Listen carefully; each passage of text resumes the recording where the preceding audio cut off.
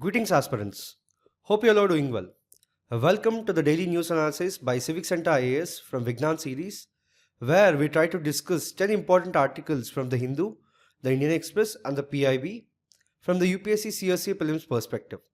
Displayed are the list of topics which we are going to discuss in today's video. So, the first article says that the Supreme Court has refused to set up a special investigation team headed by a former top court judge to probe allegations of quid pro quo among the political parties, public servants, companies, and even officers of law enforcement agencies revealed through the data made public on electoral bonds. Know that quid pro quo is an act of doing something in exchange for something of equal value. In this context, let us talk about the electoral bonds. So, what are electoral bonds? Electoral bonds are a form of anonymous donations to political parties that were introduced with the Finance Bill 2017 and notified on January 29, 2018. Notably, the scheme allows any individual or entity to purchase electoral bonds from SBI in denominations of 1000, 10,000, 1 lakh, 10 lakh, and 1 crore rupees and donate them to any registered political party. Further, the name of the donor is kept confidential and the bonds are valid for 15 calendar days from the date of issue. But the political parties have to create a specific account which is verified by the Election Commission of India to receive the electoral bonds. Note that only those parties that secured not less than 1% of the votes polled in the last general election to the House of People or the member of Legislative Assembly of the state are eligible to receive these electoral bonds. But recently, the court has held the scheme is unconstitutional because, firstly, the scheme hides the source of funding of political parties from the public, which is a fundamental right under the Article 19, Clause 1, Subclause A, and thus violating the right to information. Then the scheme also discriminates between different political parties based on their vote share, giving an unfair advantage to ruling party and the major opposition parties, while excluding the smaller and regional parties. This violates their right to equality. Lastly, it violates the constitutional scheme of the electoral reforms. The next article says that the Congress on Friday moved a privilege complaint against the Union Home Minister Amit Shah over his claim that early warnings were given to the Kerala government about landslides in Wayanad. In this context, let us see what a privilege motion is and further talk shortly about the Committee of Privileges. See, the parliamentary privileges are certain rights conferred to the members of the parliament for conducting the business of the parliament. Significantly, there is no codified list of exact privileges, but it includes the right of free expression in the course of parliamentary debates, and MPs will not be liable for court proceedings for this. Notably, if such a privilege is breached, a motion can be raised by any member and can be admitted by the chairman. Further, they can refer it to the Privileges Committee under the Rule 203 of the Rules and Procedure and the Conduct of Business in the Council of States or Rajya Sabha. Now, what is the Committee of Privileges in Parliament? So, this committee consists of 15 members in Lok Sabha, 10 in case of Rajya Sabha, nominated by the Speaker or Chairman in case of the Rajya Sabha from time to time. Notably, in the Rajya Sabha, the Deputy Chairperson is appointed as the head of the Committee of Privileges. Also, the Speaker or the Rajya Sabha Chairman is the first level of scrutiny of a privilege motion. Therefore, the Speaker or the Chairman can decide on the privilege motion himself or herself or refer it to the Privilege Committee of Parliament. The next article says that the Enforcement Directorate has seized documents containing information about the suspicious transactions worth 21 crore rupees for 23,000 patients during the searches conducted in connection with the case of alleged generation of fake Ayushman Bharat, Pradhan Mantri Jan Arogya Yojana cards in Himachal Pradesh. In this context, let us talk about the Ayushman Bharat scheme. See, Ayushman Bharat was launched as per the National Health Policy 2017. Significantly, it aims to achieve universal health coverage and aligns with the Sustainable Development Goals. Further, the scheme shifts from a segmented to a comprehensive healthcare approach, addressing prevention, promotion, and care at primary, secondary, and tertiary levels. Know that it comprises two main components, which are Health and Wellness Centers and Pradhan Mantri Jan Arogya Yojana. Talking about the Health and Wellness Centers, it was announced in February 2018. Notably, the plan involves creating 1,50,000 health and wellness centers by upgrading existing health facilities. Further, these centers provide a comprehensive primary healthcare center, including maternal and child health services, non communicable disease care, free essential drugs, and diagnostic services. Know that the focus is on promoting health and preventing diseases by engaging communities in healthy behaviors. Now, moving on to look about the Pradhan Mantri Jan Arogya Yojana. It was launched on 23rd September 2018. Interestingly, Pradhan Mantri Jan Arogya Yojana, in short called the PMJAY, is the world's largest health assurance scheme, offering health coverage of rupees 5 lakhs per family annually for secondary and tertiary hospitalization to over 12 crore per families, benefiting approximately 55 crore. Know that it targets the bottom 40% of the population based on the socio-economic caste census 2011. Notably, the scheme, previously known as the National Health Protection Scheme, also includes families covered under the earlier Rashtriya Swasthya Bima Yojana. Lastly, know that PMJAY is fully funded by the government with costs shared between the central and state governments. The next article says that the southern bench of the National Green Tribunal has taken suo motu cognizance of the devastating landslides in Wayanad and has directed the Kerala and Tamil Nadu governments to file reports on the landslides prone areas in the two states. In this context, let us talk about the National Green Tribunal. Firstly, the National Green Tribunal is a statutory body established under the National Green Tribunal Act of 2010. Further, it serves as a specialized environmental tribunal in India with the primary aim of providing effective and expeditious disposal of cases which are related to environmental protection, conservation of forests and other natural resources, and the enforcement of legal rights pertaining to the environment. But in general, the National Green Tribunal flows from the right to a healthy environment as a fundamental aspect of the right to life under the Article 21 of the Indian Constitution. Significantly, the main objectives of the National Green Tribunal are the effective and expeditious disposal of cases related to environmental protection, conservation of forests and other natural resources, and the enforcement of legal rights relating to the environment. Know that the National Green Tribunal is headed by a chairperson who is a retired judge of the Supreme Court of India. Notably, the National Green Tribunal exercises jurisdiction over the cases related to various environmental laws, including the Water Prevention and Control of Pollution Act of 1974, the Air Prevention and Control of Pollution Act of 1981, the Environmental Protection Act of 1986, the Forest Conservation Act of 1980, and the Biological Diversity Act of 2002. The next article says that addressing a two-day conference of governors, which was inaugurated by the President at the Rashtrapati Bhavan, the Prime Minister said that the post of governor was an important institution that could play a crucial role in the welfare of the people within the framework of the Constitution, particularly with reference to tribal areas. In this context, let us see few aspects related to it. So, who is a governor? See, a governor is a nominal executive head of the state. He forms an important role of the state executive where he acts as the chief executive head. Know that the central government nominates the governor for each state. Now, what are the governor's powers with respect to passage of bills? See, the governor's powers with respect to passage of bills are defined by the Article 200 and Article 201 of the Constitution. So, according to these articles, the governor has the following options when a bill is presented to him or her by the state legislature. Firstly, he or she may give assent to the bill, which means the bill becomes an act. Secondly, he or she may withhold assent to the bill, which means the bill is rejected.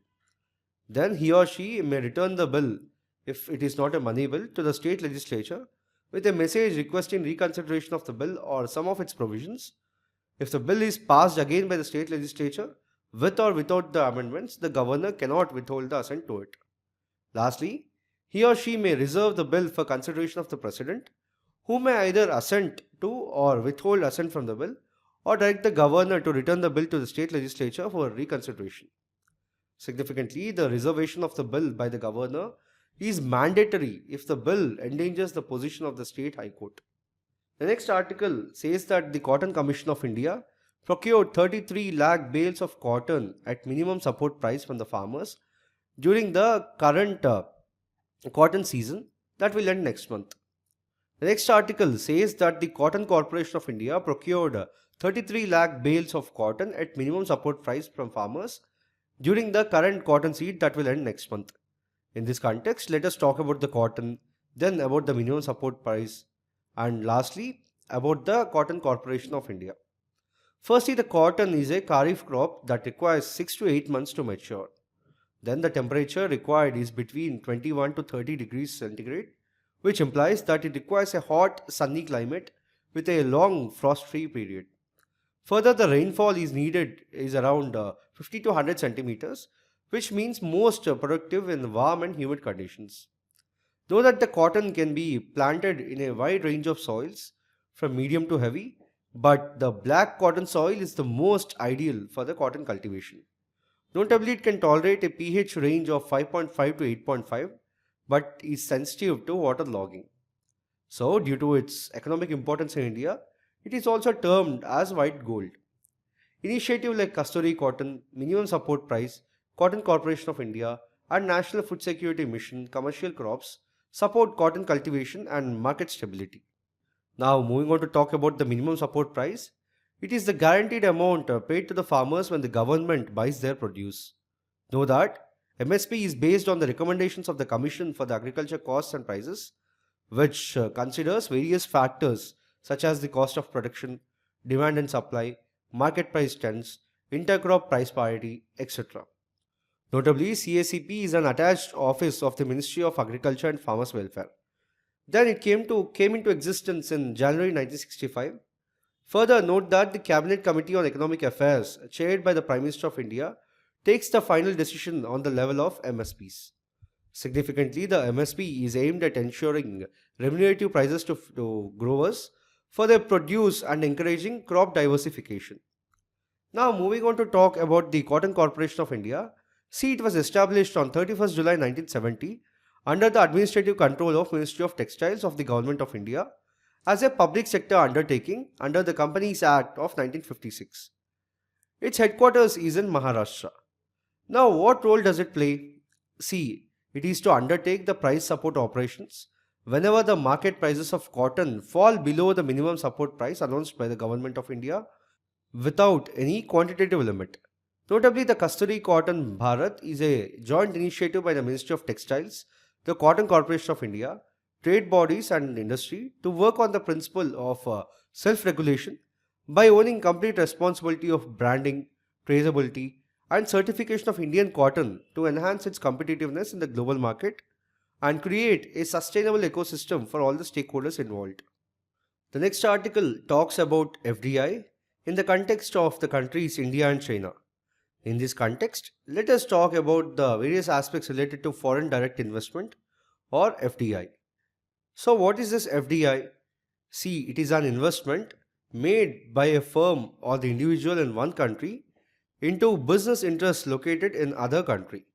So, the FDI lets an investor purchase a direct business interest in a foreign country. Further, the investors can make FDI in a number of ways.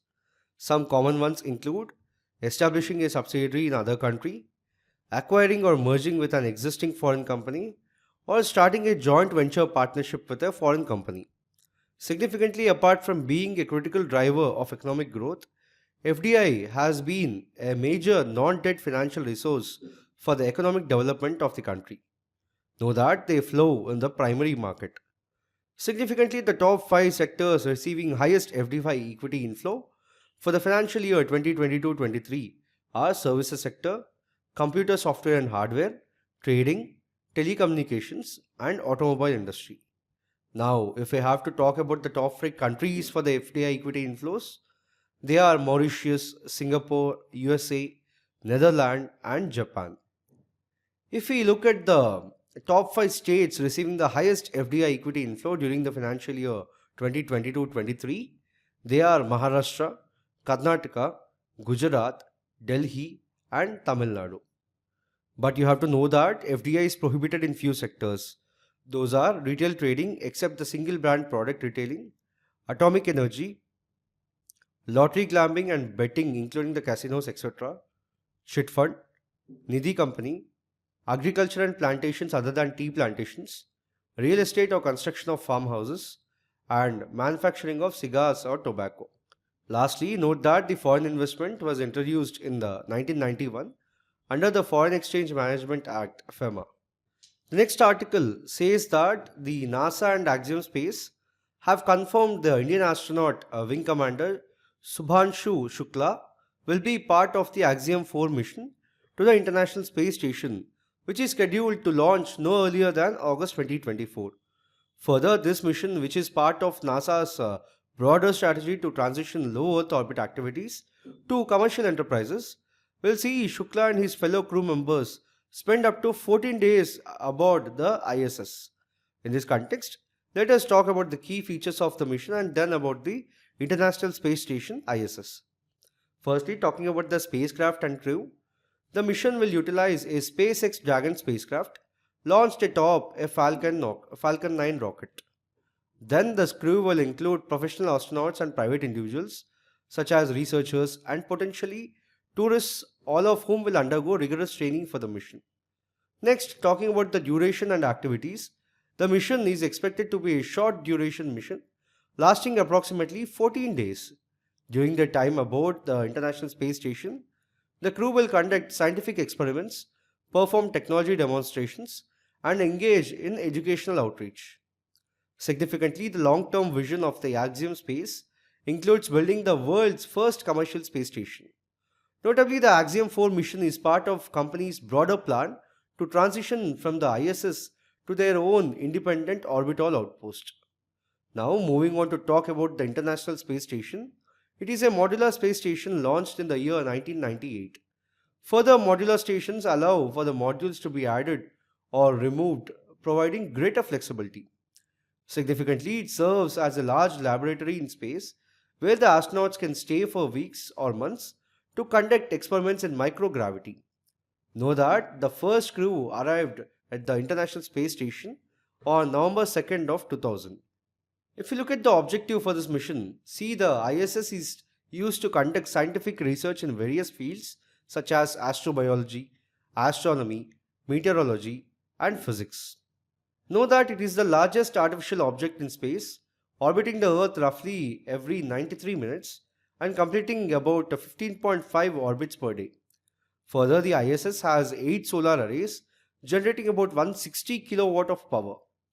Notably, the ISS orbits at an altitude of approximately 400 kilometers. Additionally, the mission also aims to enhance commercial space activities and prepare for the eventual successor to the ISS, the Axiom Station. The next article says that in a big push to infrastructure spending, the Union government on Friday approved 8 national high-speed corridor projects, under which 936-kilometer length highways will be constructed at a cost of 50,655 crore. Know that 4 of these 8 highways will be executed under the Build Operate Transfer model, indicating the government's keenness to return to PPP model projects. Know that PPP stands for Public-Private Partnership. In this context, let us talk about the public-private partnerships and then about the types mentioned in the article. So, what are public-private partnerships all about? The public-private partnerships allow large-scale government projects such as roads, bridges, or hospitals to be completed with private funding. Further, these partnerships work well when the private sector technology and innovation combine with public sector incentives to complete the work on time and within the budget. Know that the risks for the private enterprise include cost overruns, technical defects, and an ability to meet the quality standards. Contrastingly, for the public partners, agreed upon usage fee may not be supported by the demand. For example, for a toll road or a bridge. There are 2 types of models mentioned in the news article. One is the build operate transfer model and the other one is the hybrid annuity model. With respect to the build operate transfer model, a government hands overall construction operations to a private party for a set number of years, often it is several decades or more. Then after the period of time, it is transferred to the government. Now talking about the hybrid annuity model for the implementation of highway projects, the Ministry of Road Transport and Highways in India has adopted the hybrid annuity model to boost the private sector participation in highway projects through sufficient incentives. Significantly, this model aims to maximize the number of implemented highway projects within the financial constraints of the government. Now, talking about the key features of the hybrid annuity model, first let us talk about the financial structure.